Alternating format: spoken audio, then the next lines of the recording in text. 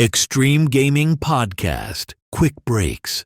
The only good thing I can say about Battlefield 6 is it's so well optimized that they actually can play the game on a lower rig, which is very smart of them to do. As it should be with every game, to be fair. It doesn't matter what game it is. So it can be done. It was an interview with Eurogamer where this came about, to be fair, this article.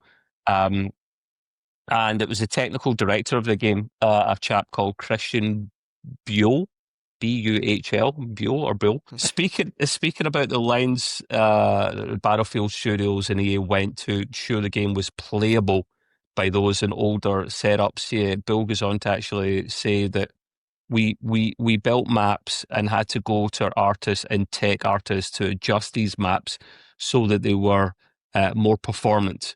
We put in a lot of efforts across the board to make sure these performance targets were set. And whether you're on a minimum spec or an ultra spec, you're going to get the experience we're targeting. So that goes on. That touches upon what you boys just discussed a moment ago, especially Hans. You can have the best of both worlds. If you're super competitive, turn off all the DLSS stuff and just lower graphics, and then just play on high frames. But I like the shinies. So I would like to ramp everything up. I'm not as worried about latency because I'm not playing it at that level.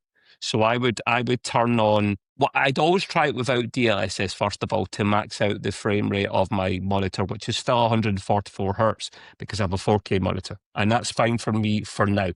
If I'm getting close to, if I'm still well under 100 frames when I put everything up, then I'll look at the DLSS option. And I'll probably put it on balanced or quality. So I'm still enjoying what I've got. But I like the shinies, boys, so I'm not going to substitute anything for that. I agree with your opinion, especially for single-player games, right? 100%. So if I'm playing a single-player game, I crank everything up to the max. The thing with DLSS is, with the new Transformer model, it's a lot better, right? So you can actually use performance now without... The performance mode now is better than what quality used to be. Right, in the older one. So frame generation, that's a different beast. I mean, times 1, fine in most cases. Times 2, times 3 and 4, in my opinion, is unplayable, right? So I would never use that. But I have a 244 hertz monitor, not 4K. It's like the ultrawide 1440. And I never max out my games in single player. So I get like 100, 120 FPS depending on the game. There's even some games out there like Alan Wake 2. If I put everything on ray tracing, path tracing, even with DLSS and frame generation, you get like 80, 85 at that point. So for me, we're back to the optimization again. Like that's what I mean. And like Doom with, and with the those other shooters. Remember, we once did a tournament. I don't know, Ring of Elysium, I think it was, where we teamed up. Yeah. And what I did there was, okay, everybody's like shooting me like left and right. And I was like, okay, turn every graphics down, just get the smoothest experience possible. And I was able to get 1 kill in the whole night. So, yay me.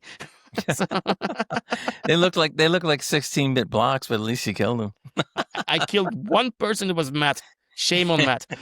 I still got him, so. Yeah.